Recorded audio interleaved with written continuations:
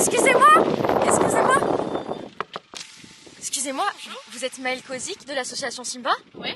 Je peux venir avec vous? Ah bah allez-y, carrément. Ah, merci. Est-ce que on pourrait parler de votre association? Ah bah avec plaisir. C'est parti? Allez, c'est parti. Hello guys! Ok, bienvenue dans mon premier vlog. Je suis surexcitée parce qu'en fait Fiona te dit tout maintenant, c'est aussi sur YouTube. Et aujourd'hui je vais aller à la rencontre de l'association Simba. On va au Mans, plus précisément. Donc là on est à la gare, je suis avec mon petit sac à dos avec tout mon matos et une petite bouteille d'eau bien sûr, parce que pour pas mourir de soif. C'est parti, let's go!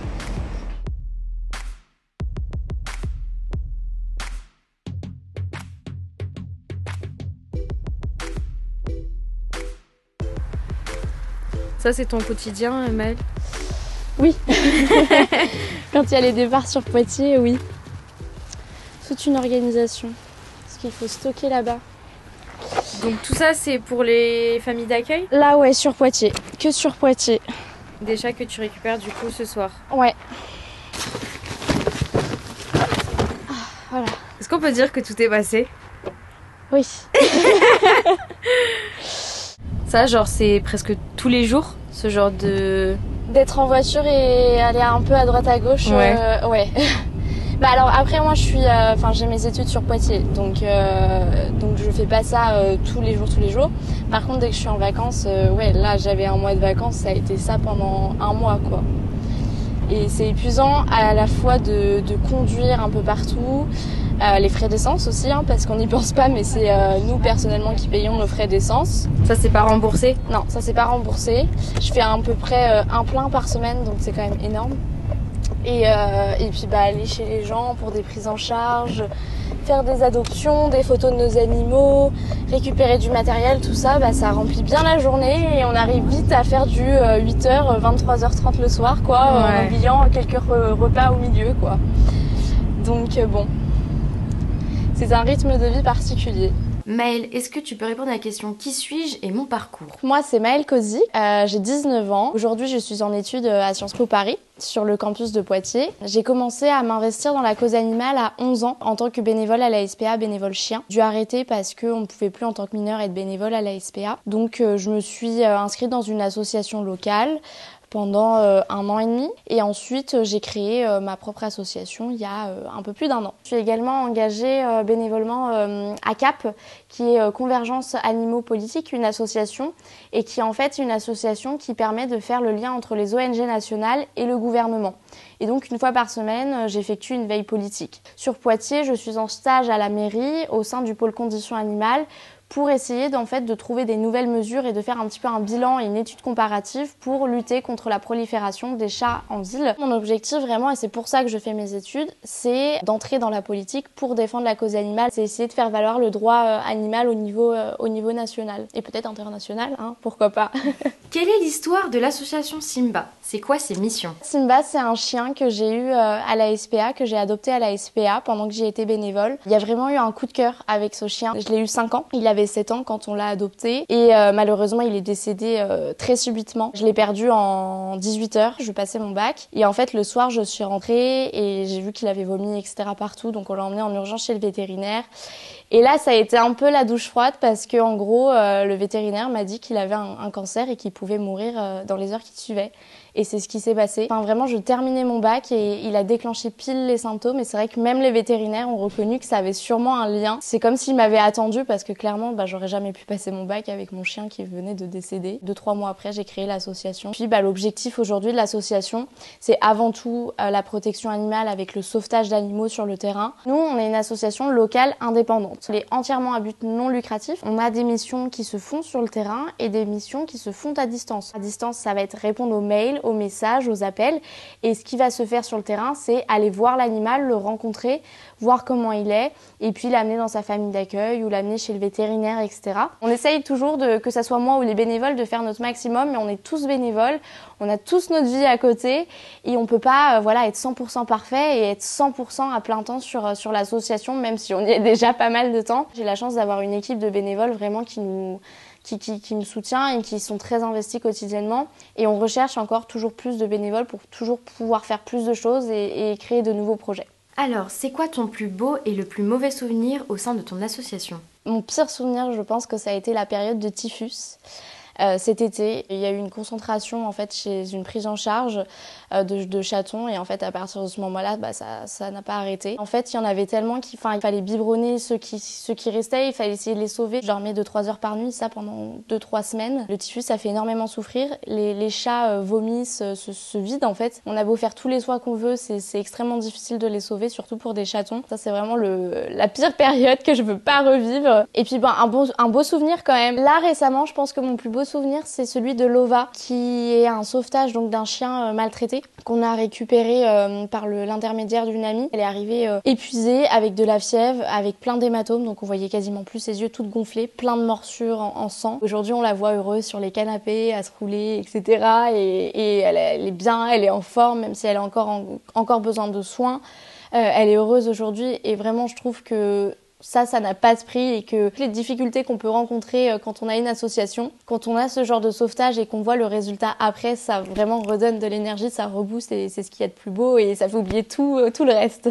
19 ans et tenir une association, c'est une vie peu commune. Est-ce que tu arrives à avoir un style de vie des gens de ton âge ? Comment tiens-tu ce rythme de vie ? Moi, c'est assez différent parce que déjà, je suis en études à Sciences Po et donc à Sciences Po, la majorité des gens, des personnes sont engagées dans des associations. Donc mes amis le sont aussi. Donc on a quand même un mode de vie un peu particulier entre guillemets. C'est vrai qu'il y a des périodes où quand je vais beaucoup sur le terrain faire des prises en charge toute la journée, c'est compliqué. Après c'est difficile parce que c'est aussi quelque chose qui m'anime. Les difficultés des personnes de manière générale, des militants entre guillemets qui sont vraiment engagés et passionnés. À partir du moment où c'est une passion, c'est vraiment compliqué de mettre un frein à sa passion et c'est là où il faut faire attention. Peux-tu nous parler de l'événement qui va avoir tout à l'heure de la conférence avec Marion Pelletier ? Dans quel but ? Pourquoi ? Avec qui ? Tout à l'heure, on organise une conférence donc avec Marion Pelletier, comportementaliste pour chats. La conférence va avoir lieu au bar à chat au Mans. D'ailleurs, le bar à chat qui nous aide aussi quotidiennement à faire adopter nos animaux. Voilà, des animaux qui sont un peu plus classiques physiquement, qui plaisent pas forcément en photo,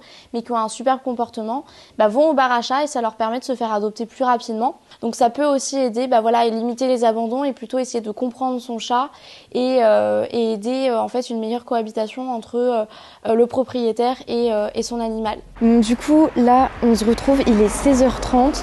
Je vais à la rencontre de Marion Pelletier, qui sera du coup à la conférence de ce soir au bar à chat. Je vais la voir avant pour avoir une petite interview d'elle, pour savoir quelques petits trucs sur les chats. C'est quoi une comportementaliste pour chat ? C'est un professionnel qui est formé à l'éthologie du chat domestique, qui a son répertoire comportemental de base, et c'est une personne qui va être amenée à accompagner les humains dans la compréhension des comportements de leur chat, et qui va aussi les aider dans la résolution de certaines problématiques comportementales. Quand est-ce qu'il est nécessaire de consulter une comportementaliste ? Voilà, une problématique qui va être gênante pour l'humain, des comportements du chat qui vont être incompris, qui vont générer peut-être du stress et de l'inconfort pour le chat, qui vont générer aussi de l'incompréhension pour l'humain. On conseille aussi de consulter en prévention. Ça, la prévention, c'est vraiment quelque chose sur lequel on met pas assez l'accent. Par exemple, un déménagement, préparer le terrain et mettre en place déjà des choses dans l'environnement du chat pour que ce nouvel événement et cette transition puissent se faire sans stress ou avec le moins de stress possible. Autrement, ça peut être tout simplement quand tout va bien a priori, que l'humain a envie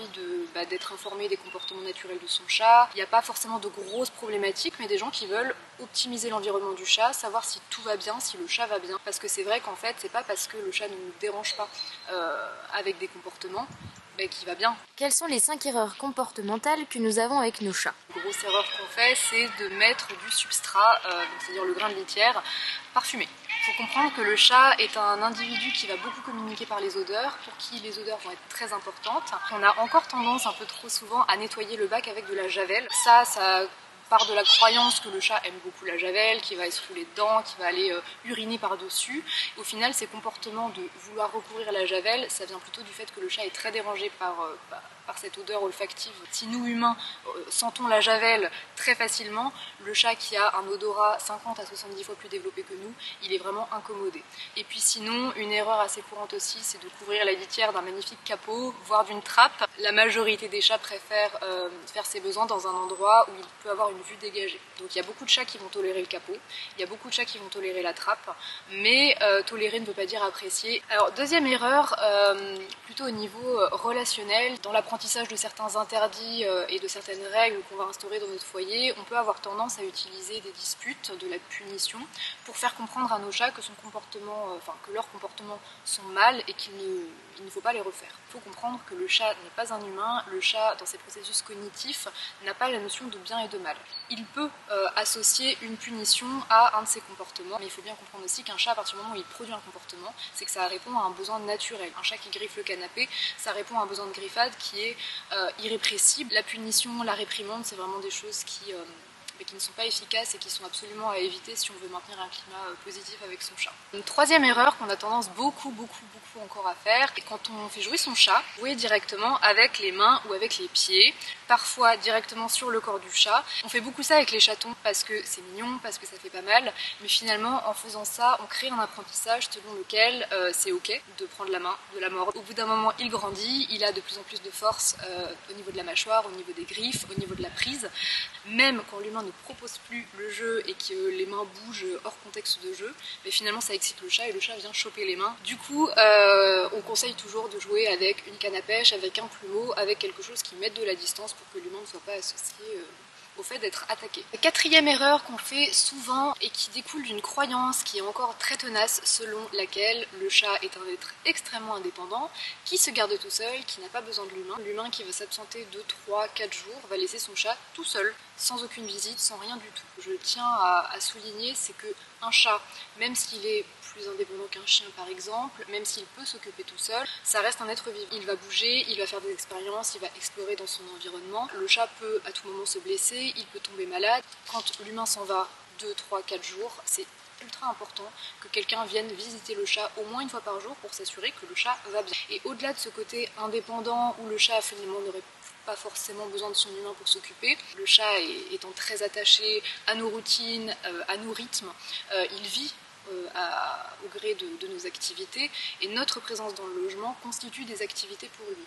Quand on s'absente, il peut y avoir un gros vide d'activité où finalement il ne se passe plus rien. Que le chat finalement soit laissé tout seul dans un logement sans forcément avoir d'occupation, de jeu autonome, de poste d'observation par la fenêtre, il peut s'ennuyer, ça peut créer du stress, ça peut créer du mal-être. C'est pas anodin de laisser un chat tout seul et la personne qui vient minimum une fois par jour, elle est là non seulement pour s'assurer que le chat soit en bonne santé, mais aussi pour pouvoir lui procurer des interactions, un moment de jeu si le chat a besoin de se défouler, des interactions au niveau affectif si le chat est en demande.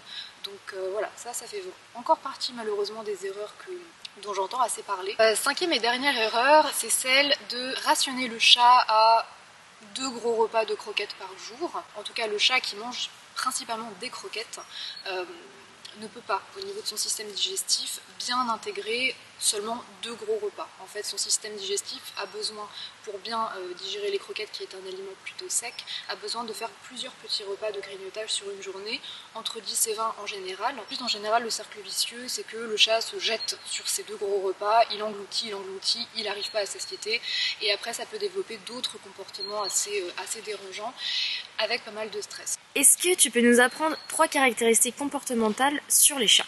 Une première caractéristique qui me semble très importante, c'est que le chat est un animal qui a naturellement besoin de grimper, de se percher en hauteur et d'explorer son environnement du coup en 3 dimensions. Ça, c'est vraiment un besoin qui est irrépressible pour lui. En général, quand ils ont accès à l'extérieur et que les conditions le permettent, ils vont aller grimper dans les arbres, sur les murets, sur les toits. Quand on est dans un logement, il est super important de dédier certaines surfaces en hauteur pour le chat, arbre à chat, ou alors étagère murale en parcours, ou alors haut de meubles rendus accessibles.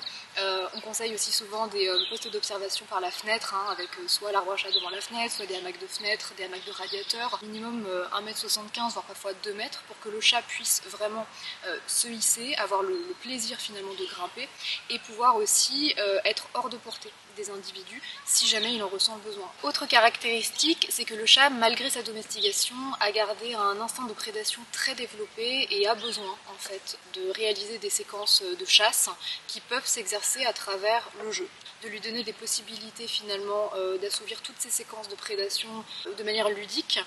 et de lui proposer du jeu tous les jours. Mais aussi pour comprendre pourquoi on peut parfois retrouver des proies dans son jardin ou dans sa maison et comprendre d'où ça vient et ne pas tout de suite diaboliser le chat et considérer que c'est un tueur sanguinaire, méchant, voilà, c'est juste un instinct. Troisième et dernière caractéristique dont j'avais envie de parler par rapport au chat, c'est dans sa relation à l'humain et dans sa communication sonore à l'humain que le chat finalement produit essentiellement le miaulement quand il s'adresse à l'humain. Les miaulements produits entre chats sont bien évidemment existants, mais ils sont quand même assez rares et ils correspondent à des situations quand même très caractéristiques. La maman et ses bébés chats, voilà, pendant tout le développement du chaton, où le chaton va appeler sa maman quand il a besoin d'elle. Mais sinon, le miaou, avec toutes les variations qu'on observe au niveau acoustique, au niveau sonore, c'est vraiment un comportement qui a été développé par le chat dans ses modalités de communication avec l'humain. Que nous, humains bavards que nous sommes, avons tendance à tout de suite interpréter le miaulement comme une demande, parfois ça n'en est pas, mais le fait d'y donner une conséquence favorable en y répondant, le comportement de miaulement est renforcé et le chat va apprendre à l'utiliser dans certaines situations finalement pour obtenir quelque chose. Ou alors pour exprimer un état émotionnel.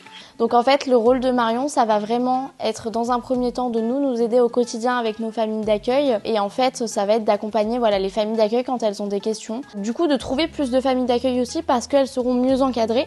Là on va où Maëlle? On va dans une famille d'accueil. On va voir cette famille d'accueil parce qu'elle a des chats à nous en charge. Elle a notamment 2 chats que là je vais récupérer pour emmener sur Poitiers du sauvetage des 21 chats. Et puis elle a aussi accueilli des chats du sauvetage des 38 chats. Donc là on va voir un petit peu comment ils vont et puis aller un peu discuter avec elle, prendre des nouvelles. En fait, une famille d'accueil, c'est quelqu'un comme vous, moi, qui va accueillir un animal provisoirement le temps de son adoption. Déjà, ça permet donc éthiquement de sauver un animal de la rue, parce que parfois on a des animaux qui sont mourants dans la rue et on a besoin d'une urgence, en urgence d'une famille d'accueil. Donc c'est prendre soin de l'animal, permettre d'avoir une nouvelle vie. Ça a aussi plusieurs avantages d'être famille d'accueil. Pourquoi? Parce que déjà, typiquement, si vous voulez adopter mais que vous n'êtes pas sûr, parce que, je sais pas, au niveau de vos contraintes horaires de travail, au niveau de la taille du logement, pour X raisons, parce que vous n'êtes pas sûr que ça le fera avec votre chat que vous avez déjà à la maison, en fait ça permet d'avoir un test et de tester si vous voulez adopter l'animal ou si vous le gardez que en tant que famille d'accueil et vous le mettez ensuite à l'adoption. Ça permet de vous projeter vraiment pour une future adoption ou pas. Alors après, le gros point qui revient souvent, les gens me disent oui mais je pourrais pas faire famille d'accueil parce que je m'attacherais trop et je serais incapable de redonner l'animal. Ça c'est vraiment le truc qu'on entend mais partout. C'est pour lui que je fais ça. Et moi c'est plutôt cette mentalité là, c'est essayer de me dire ok, je fais pas ça pour moi, je fais ça pour l'animal, il passe avant. Et moi je m'en remettrai. Lui, il pourrait mourir dehors et je lui sauve la vie en fait. C'est vraiment ça qui est important et que je voudrais préciser. La porte sera ouverte. Ok, très bien. Merci, à tout de suite. Et puis, tu vas avoir un petit peu de route, hein. Oui. Donc elle, c'est celle que tu prends... Les deux. Les deux, tu les prends à Poitiers? Ouais. Les deux, qui vont en famille d'accueil. Et puis, comment les petits aussi que j'emmène chez moi. Et elles, c'est quoi leur histoire à ces deux femelles? Du coup, elles sont issues du sauvetage des 21 chats, où c'est des gens qui vivaient dans un logement insalubre qui devait être relogé, qui déménageaient, on a eu une semaine pour tous les replacer, et qui déménageaient en fait, donc on a placé les 21 chats, il y avait 10 chatons, 11 chats, grands chatons adultes. Et du coup, il a fallu trouver des solutions un peu d'urgence. Et ça fait très très longtemps que je voulais être famille d'accueil, mais j'avais un boulot qui me faisait voyager à l'étranger assez fréquemment et je ne pouvais pas. Et dès que j'ai arrêté de voyager, je suis devenue famille d'accueil. C'était la première décision. Et maintenant, vous ne regrettez pas? Ça vous plaît? Non, c'est très, très gratifiant. Et puis... on les aide et puis on participe aussi au choix de leur future famille. Ouais. Donc ça, il y a une relation aussi avec les adoptants, une relation de confiance, parce que finalement c'est nous qui avons les chats chez nous, c'est nous qui les connaissons, on sait quel est leur joujou préféré, voilà. Et tout ça, ça établit aussi une relation avec le futur adoptant. Et quand le futur adoptant vient voir le chat, il a déjà des infos sur le chat, il se projette déjà. Et puis nous, enfin moi en tout cas, je parle au chat une fois que la famille qu'on a choisi, enfin que l'association a choisi une famille pour le chat. Ouais. Moi je parle au chat, je dis t'as vu, ça y est, t'as t'as vu ta maman et tu vas bientôt partir et tout, et je les projette dans l'après. Parce qu'il me permet à moi aussi de me projeter dans l'après et de mieux gérer leur départ en fait. Est-ce que tu es satisfaite de ce week-end? Moi oui, et toi? Oui. Est-ce qu'on a hâte de voir la vidéo? Un peu, hein, quand même. On a hâte de voir la vidéo? Un peu. La suite dans les prochains épisodes. Voilà, là je ramène Yuna à la gare. Bye! En direct de l'ascenseur. Voilà. Ça met pas un peu film d'horreur. T'es une gentille fille, on s'est pas connue longtemps. Mais on voit que t'as plein de câlins à donner, à recevoir. Je vous avais oublié. Et ben, je pense que c'est une fin de tournage. Ok, cool. Cool!